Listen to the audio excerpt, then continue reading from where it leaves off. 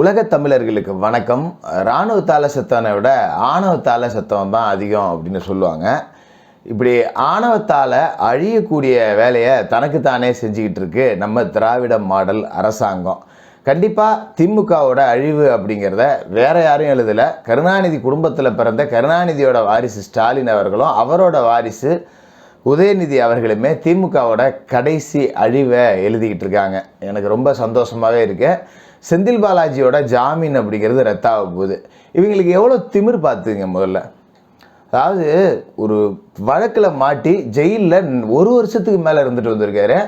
அந்த ஆளை எப்படியாவது ஜாமீனில் எடுக்கணும்னு இவங்க அப்படியே பாசிச பாஜகவை அறுத்து கிழிக்கிறதெல்லாம் தூக்கி குப்பையில் போட்டுட்டு அங்கேயே போய் சரணாகதி அடைஞ்சு அவங்கள வச்சு நாணயம் வெளியிட்டு அவங்கள்ட்ட மண்டிக்கிட்டு இப்படியெல்லாம் பண்ணி செந்தில் பாலாஜியை வெளியில் கொண்டாந்துட்டு அமைச்சரவையிலேருந்து நீக்கினாதான் ஜாமீன் அப்படிங்கிறதெல்லாம் புரிஞ்சு நீக்கிட்டு இப்போ எங்கள் ஆட்சி எங்கள் இஷ்டம் எங்கள் திமிரு இந்த தமிழ்நாடு எங்கள் சொத்து அப்படிங்கிற அந்த ஆணவத்தால் செந்தில் பாலாஜிக்கு மறுபடியும் அமைச்சரவையில் இடம் கொடுத்தாங்க.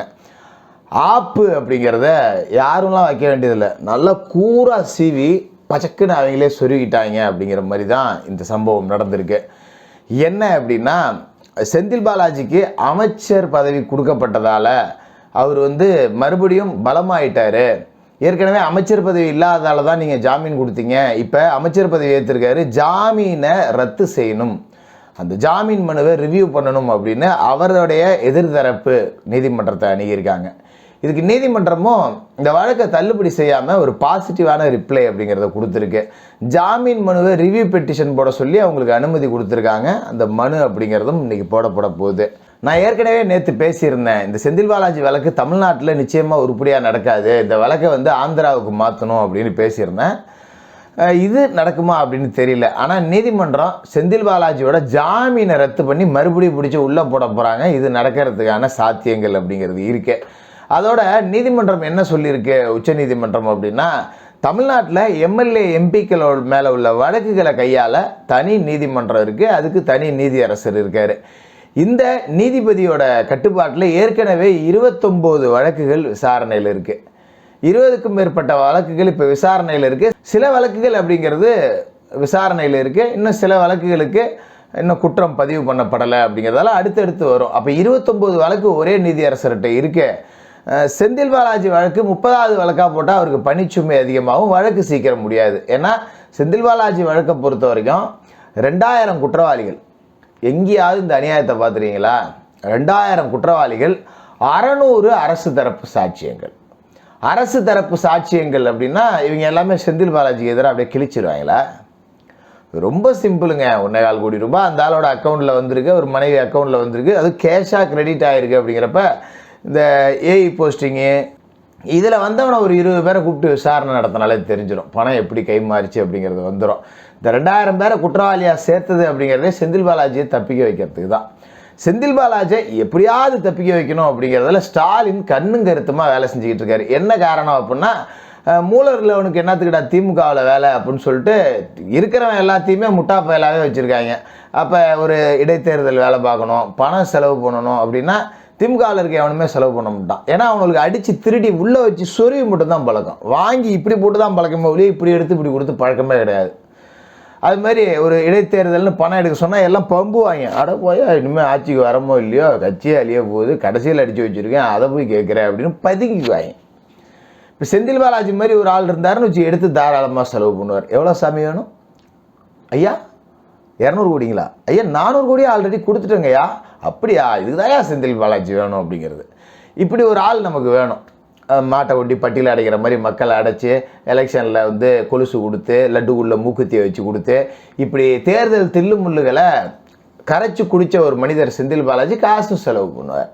அதனால் செந்தில் பாலாஜியை கூட வச்சுக்கணும். கொஞ்சம் தேர்தல் நுணுக்கம் தெரிஞ்சவன். நம்ம கட்சியில் இருக்கிறது பூரா முட்டா பீஸாக இருக்கே, ஏதோ விலைக்கு எடுத்துகிட்டு அடுத்த கட்சியிலேருந்து வாங்கிட்டு வந்த பீஸுக்கிட்டையாவது கொஞ்சம் அறிவு இருக்கே அப்படின்னு சொல்லிட்டு செந்தில் பாலாஜியை பிடிச்சி எப்படியாவது காப்பாற்றிக்கணும்னு நினைக்கிறாங்க. அதோட இப்போ திமுகவோட சீனியர்ஸ் லிஸ்ட் அப்படின்னு எடுத்துக்கிட்டிங்கன்னு வச்சுங்களேன், ஐ பெரியசாமியிலேருந்து, ஏவா வேலுலேருந்து, பொன்முடியிலேருந்து, கேஎன் நேருலேருந்து இவங்க யாருமே நம்ம உதயநிதிக்கெல்லாம் கட்டுப்பட மாட்டாங்க. துரைமுருகனில் தொடங்கி எல்லா சீனியர்களுமே பாவம் அவங்களுக்குன்னு ஒரு தன்மானம் இருக்கும்ல. இப்போ எத்தனை தலைமுறைக்கு தான் கழுவுவாங்க? கலைஞருக்கு கழுவுனாங்க, ஆமாஞ்சாமி போட்டாங்க, ஸ்டாலினுக்கு கழுவுனாங்க, ஆமாஞ்சாமி போட்டாங்க. இப்போ அடுத்து உதயநிதிக்கும் கழுவணும். எத்தனை தலைமுறை? ஏடா தாத்தா கூட அரசியல் பண்ணேன், கைகட்டி தான் நின்னேன். மகன் கூட அரசியல் பண்ணேன், கைகட்டி தான் நின்னேன். உன் கூடயே அரசியல் பண்ணி கை தான் கட்டணும்னா காலங்காலமாக நாங்கள் இந்த கைகள் பாவம் இல்லையா, கழுவி ரேகைகள் தீர்ந்து போயிடாதா அப்படின்னு கொஞ்சம் யோசிக்கிறது இல்லையான்னு சொல்லி சீனியர்கள் கொஞ்சம் அதிருப்தியில் இருப்பாங்க. உதயநிதியாலையும் சீனியர்கள்ட்ட பெருசாக வேலைலாம் வாங்கிட முடியாது.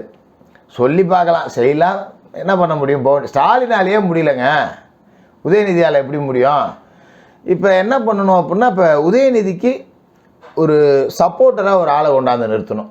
கருணாநிதி அவர்களுக்கு அன்பழகனும் ஆற்காடு வீராசாமி இருந்தாங்க.